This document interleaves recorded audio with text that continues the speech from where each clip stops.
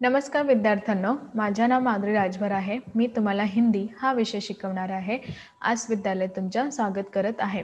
आज जो आपला समोर धडा आलेला आहे त्याचं नाव काय आहे? मेरे पिताजी. काय आहे? मेरे पिताजी. आणि हा धडाचा हा दुसरा सीझन आहे. तर चला बघूया या सीझनमध्ये काय आहे किंवा काय करणार आहे. तर चला बघून घ्या. बघा, इथे काय दिलेले आहे की मेरे पिताजी का दैनिक जीवन प्राय एक ढरे पर चलने वाला नियमबद्ध और नैमित्तिक था. माझे जे पिताजी आहे त्यांचं दैनिक जीवन, माझे जे पिताजी आहे किंवा माझे जे वडील आहेत त्यांचं दैनिक जीवन प्राय एक ढरेमध्ये चालणारा किंवा नियमबद्ध किंवा नैमित्तिक था. नैमित्तिक म्हणजे जे रोजच्या जे जीवनातून होते आणि एक नियमबद्ध होता की त्यांना सकाळी उठायचं आहे, त्यांना सकाळी जायचं आहे, हेच वेळ त्यांचा आहे, हे वेळ त्यांचा आहे. तर हा जे निमित्तबद्ध आहे ते त्यांचा वडीलचा होता. वे सवेरे 3 बजे उठते. ते सकाळी 3 वाजता उठते. किती? सकाळी 3 वाजता उठते. शौचालय से निवृत्त होकर आणि तिथे शौचावीत म्हणजे बाथरूम किंवा बाहेर जाताना और ठीक 3:30 बजे गंगा स्नान के लिए चले जाते. आणि ठीक म्हणजे वेळाचा ते सदुपयोग करतात. आपल्या जीवनात ते वेळाचं खूपच महत्त्व आहे आणि इथे जे लेखक आहेत त्यांचा वडील पण वेळाचा सदुपयोग करत होता. तर ठीक 3:30 बजे गंगा स्नान के लिए चले जाते. ठीक 3:30 वाजे ते गंगा स्नान या करायचा चालू लागते.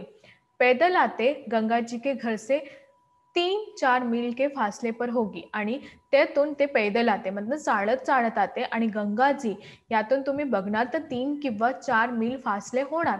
तर याबद्दल ते चालत येणार होता. वे ठीक 6:30 बजे नहाकर लौटते आणि ते 6:30 म्हणजे ठीक म्हणजे वेळाचा ते सदुपयोग करत होते आणि ठीक 6:30 वाजते ते अंघोळ करून तिथे येते. साथ में एक सुराही गंगाजल भी लाते आणि साथ मध्ये आपल्या जवळमध्ये ते सुराही आणि गंगाजल हा भरून घेऊन येते. और पूजा पर बैठ जाते आणि पूजा अर्चना हा करायचा बसून घेते. यापर्यंत तुम्हाला कळलेलं आहे की नाही? हो. पूजा के लिए जीने के नीचे एक छोटी सी कोठरी थी आणि पूजासाठी त्याने जिण्याचा खाली एक छोटीशी खोडी किंवा कोठरी बनवलेली होती. बगल की दीवार में एक अलमारी थी आणि त्याचाच बगलच्या दीवालामध्ये एक अलमारी होती. उस पर बस्ते में बंदी 2 पुस्तक रखी थी आणि त्यामध्ये त्यामध्ये पुस्तक बस्ते जे आहे बेगमध्ये 2 पुस्तक ठेवलेली होती. किती? 2 पुस्तक ठेवलेली होती. एक रामचरितमानस आणि दुसरा गीता. ते कोणती 2 पुस्तक होती? पहिला रामचरितमानस आणि दुसरी कोणती होती? गीता. हा 2 प्रकारच्या पुस्तक त्यांनी आपल्या समोर किंवा आपल्या जवळ ठेवलेले होती. पूजा की कोठरी में कोई मूर्ति न थी आणि पूजाची कोठरीमध्ये कोणतीही भगवानाची किंवा ईश्वराची मूर्ती नव्हती. कळलं की नाही? हो. दीवार से राम कृष्ण शिव गणेश हनुमान सरस्वती लक्ष्मी दुर्गा की शीशे जड़ी छोटी छोटी तस्वीरें लटकी थी. म्हणजे त्याच्यामध्ये कोणाती मूर्ती नव्हती परंतु दीवारमध्ये राम कृष्ण शिव गणेश हनुमान सरस्वती लक्ष्मी दुर्गा यांच्या शीशेतून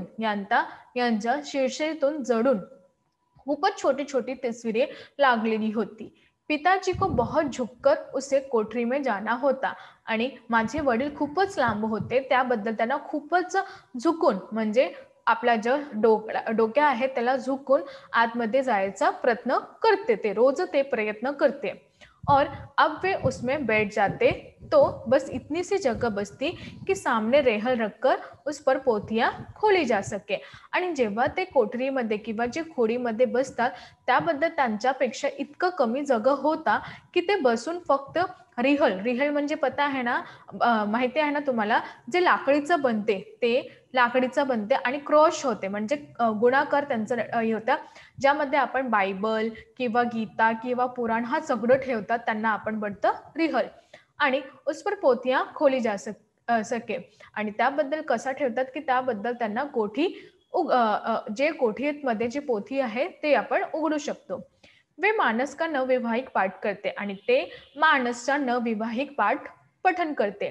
यानी प्रतिदिन इतना कि 9 दिन में पूरी रामायण आणि प्रतिदिन ते इतकं म्हणजे रोज ते इतका अभ्यास करते की पूरी रामायण, जे पूरी रामायण आहे, नवविवाहिक पाठ करते थे, यानी प्रतिदिन इतना कि 9 दिन में पूरे रामायण समाप्त हो जाए. आणि ते प्रतिदिन इतकं इतकं वाचन करते की 9 दिवस म्हणजे 9 दिवस ते पूर्ण रामायण ते समाप्त होऊन जाणार आहे, असा त्यांचे अभ्यास होते.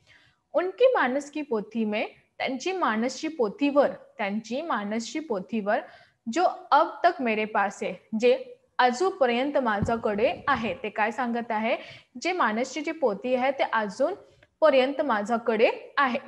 उन्हीं के हाथ से नवविवाहिक के निशान लगे आणि त्यांच्या हाताचे नवविवाहिक यांच्या निशान लागलेला आहेत. तुम्हाला कळत आहे की नाही? नीटप्रमाणे ऐकून घ्या, तेव्हाही तुम्हाला कळणार आहे. कळलं? हो, बघा. पाठ वे सरस्वर करते थे आणि पाठ ते सस्वर करत होते. उनकी आवाज सुरीली नाही थी, त्यांची आवाज सुरीली नव्हती.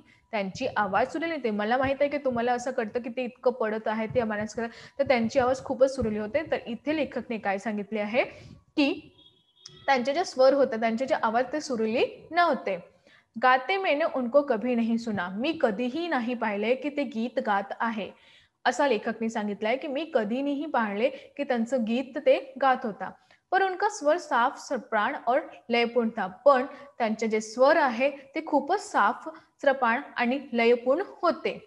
और कोठरी से निकली आवाज सारे घर में गूंजती थी आणि कोठरीवर निघणारी आणि कोठरीवर निघणारी जे आवाज आहे ते संपूर्ण शहरातून गुंजत होती. बघा, आवाज की पहली स्मृति मुझे उन्हीं के मानस के पाठ के स्वर की है. आवाजची हा पहिली स्मृती त्यांचा मला त्यांचे मानस या पाठातून स्वर केलेली आहेत. और अब जब तक मैं उनके साथ रहा, प्रतिदिन उनके पास स्वर मेरे कानों में गया. आणि जेव्हापर्यंत, इथे काय म्हणाले आहे की जेव्हापर्यंत मी त्यांच्या समोर बसून किंवा त्यांच्या जवळ होते, हा प्रतिदिन त्यांच्या जे स्वर माझ्या कानातून गेलेले आहे, त्यांच्या जे स्वर होत आहे माझ्या कानातून गेलेले आहे. मी कल्पना करता हूं, मी अशी कल्पना करत आहे.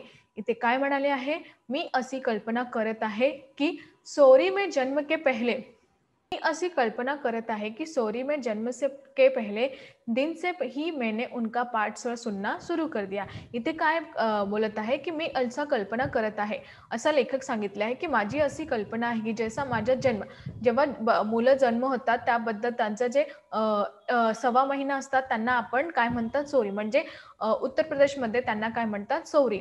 जे 6वा महिना असतात तर त्याबद्दल त्यांनी सांगितले आहे की सोरीचे जे जन्म त्यातून पहिलेही मी त्यांचा पाठ स्वर ऐकत होते. त्यापेक्षाही म्हणजे जसा माझा जन्म झाला त्याबद्दलही मी त्यांचा पाठ पठन करत आहे किंवा ऐकत आहे. सोरी पूजा की कोठरी के सामने दलान के एक सिरे पर बनाई जाती थी. सोरी कुठे बनवली जात आहे, जिथे मुले आणि त्यांचं आई राहतात त्यांना आपण सौरी म्हणतात. तर याबद्दल तिथे किथे ठेवलेला होता, त्यांच्या समोर जे पूजा घर आहे त्यांच्या समोर दलान आहे, ते सिरेतून बनणारे जाणार होती.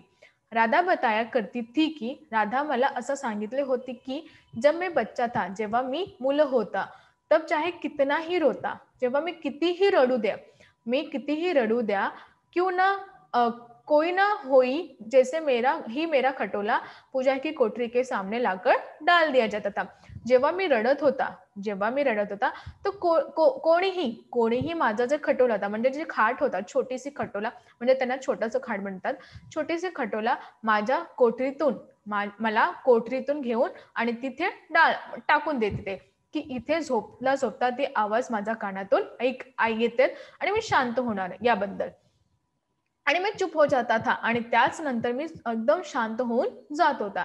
जैसे मैं भी पिताजी का मानस पाठ सुन रहा हूं, असं मला वाटत होते की त्याच वेळी मी पण ज्या माझे वडील आहेत त्यांच्या मानस पाठ ऐकत आहे, असं त्यांनी सांगितले आहे. मेरी माता तथा परिवार के अन्य लोग इसमें मेरे पूर्व जन्म के धार्मिक संस्कार की कल्पना करते थे. आणि जेव्हा मी त्यांचा आवाज ऐकत होते, त्याबद्दल माझी जी आई आहे आणि माझे जे परिवारजन आहे, ते मला सांगत होते, हा पूर्ण जन्ममध्ये म्हणजे पहिल्या जन्मातून हा धार्मिक संस्कार यांची कल्पना करत आहे. कारण की आपण जेव्हा जास्त काम करते, तर आपण आपली आई किंवा आपल्या हा पूर्ण जन्ममध्ये असं असणार, तरीही ते असं करतात. तर याबद्दल मला पण असंही सांगत होते, असं त्यांनी सांगितले आहे. अब मैं ऐसा समझता हूँ कि ये मेरे पिताजी के स्वर की लिफ्ट लय थी, जो मुझे शांत कर देती थी. आता मला असं आता मी असं समजत आहे, की माझे जे पिताजी आहेत, त्यांचे स्वर, त्यांचं लिफ्ट या लय यातून मला शांत केलेली आहे. इतना मैं जरूर मानता हूँ. आता मी असा जरूर मानत आहे, की इन श्रवण संस्कारों ने या श्रवण संस्काराबद्दल उस समय अद्भुत रूप से मेरी सहायता की होगी. त्याबद्दल अद्भुत रूपातून माझी सहायता केलेली आहे.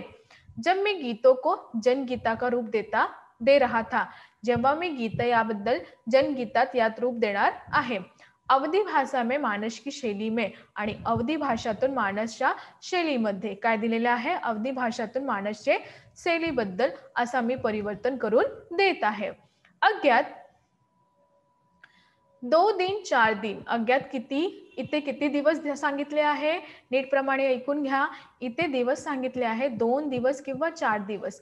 5वें दिन फिर सुलह से रहना होगा आणि 5वा दिवस मला फक्त सुलहमध्येही राहणार आहे. 2 4 10 12 150, 2 4 10 12 150. इथे इथे आपण काय शिकलो, आज आपण काय शिकलो, याबद्दल आपण शिकलो की कशाप्रमाणे याबद्दल आपण शिकलो की कशाप्रमाणे आपल्याला जे आपला नियमबद्ध अधिकार आहे, ज्याबद्दल तुम्ही पाहिले की इथे जे लेखक आहे, त्यांचा वडील जे आहे ते कशाप्रमाणे इथे आपला नियमबद्ध केलेले आहे, की मला हे कार्य करायचं, हा कार्य करायचा, हा सगळं काम ते किती व्यवस्थित करणार आहे किंवा किती व्यवस्थित करत आहे, ते याबद्दल आपल्याला शिकायला काय भेटणार आहे, आपल्याला शिकायला हे भेटत आहे की कधीही आपल्या जीवनात आपण नियमबद्ध काम करते, जे समयानुसार काम करते, त्याबद्दल आपल्याला खूपच माहिती भेटणार आहे आणि या माहितीचा बद्दल आपल्याला कार्यातून संपूर्ण होऊन जात आहे. कारण की आपण नियमानुसार प्रतिदिन काम करते, त्याबद्दल आपला संपूर्ण जे कार्य आहे ना, ते व्यक्त होऊन जात आहे किंवा संपूर्ण होऊन जात आहे. तर याबद्दल मी तुम्हाला सांगणार आहे की तुम्ही पण असा नियमबंधन करून घ्या. जेव्हा तुम्ही हा सगळं नियमबंधन करणार आहे, त्यापेक्षा तुम्हाला जास्त काय भेटणार आहे, सतर्क भेटणार आहे आणि तुम्ही जिंकून जाणार आहे. तर याबद्दल तुम्हाला फक्त मी हे सांगत आहे की तुमच्या जीवनात पण तुम्ही हा कार्याच्या आवर्जून करून घ्या आणि त्यानंतरही तुम्ही आपला वेळ नियमित करून घ्या. हा वेळ माझा अभ्यास करायचा आहे, हा वेळ माझा मला बाहेर जायचं आहे 10-15 मिनिटात किंवा 1 तासातून मी फिरत येणार, त्याबद्दल मी परत अभ्यास करायला बसणार आहे. तर याबद्दल हा जे सगळं व्यवस्थित तुम्ही करणार आहे ना, त्याबद्दलही तुम्हाला आपल्या जीवनातून किंवा आपल्या जीवनमध्ये तुम्हाला जिंकणार आहे आणि तुम्ही खूपच मागे होणार आहे. तर याबद्दल मी तुम्हाला सांगणार आहे की तुम्ही पण आपल्या जीवनात असा नियमबद्ध किंवा नियमानुसार करून घ्या आणि त्या नियमानुसार तुम्ही सगळं अभ्यास करून घ्या. जेव्हा तुम्ही हा सगळं करणार, तेव्हा हे तुम्हाला अजून जिंकण होणार. कळलं? हो.